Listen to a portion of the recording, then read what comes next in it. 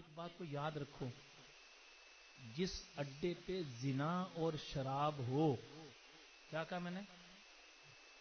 جس اڈے پر جوا، شراب اور زنا ہو، اس اڈے کی کمائی میں برکت ہوتی. یہ غلط بات تو نہیں کہہ رہا. یہاں جتنے کاروباری حضرات ہیں ان سے پوچھ کے دیکھ لیں، آج تک جن کے کاروبار فلاپ ہوئے نا، اس میں یا زنا شامل ہو گیا، یا شراب شامل ہو گئی ہے، یا جوا شامل ہو گیا، وہ کاروبار فلاپ ہو گیا.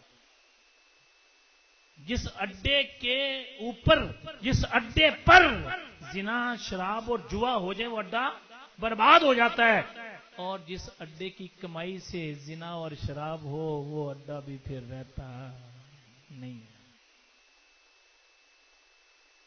ہمیں احساس ہونا چاہیے نا، اتنی محنت مشقت کر کے یار، اتنی صبح سے لے کے رات تک محنت مزدوری کر کے پھر اس کو شراب اور زنا کے اندر بہا دینا، یار کیا سمجھداری ہے یار.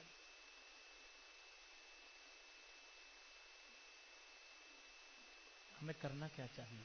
اپنی کمائیوں کا خیال کرنا چاہیے. اپنی کمائیوں کا غلط جگہ استعمال، اپنی کمائی. اب حدیث پاک سننا ذرا، علماء کرام موجود ہیں، ان سے پوچھ لینا آپ نے. اول تو یہ ریکارڈنگ ہے، آج جدید دور ہے، جب مرضی آ کے پوچھے آپ کو بتا دوں گا میں. نبی علیہ الصلوۃ والسلام کے پاس صحابہ ہے، عرض کی یا رسول اللہ صلی اللہ علیہ وسلم، ہم جو پیسہ کماتے ہیں ڈھیر سارا، یہ کہاں خرچ کریں کہ زیادہ ثواب ہو، ہمیں اجر زیادہ ملے، ثواب زیادہ ملے، نیکیاں زیادہ ملے، کہاں خرچ کریں ہم؟ پتہ ہے میرے نبی نے کیا فرمایا؟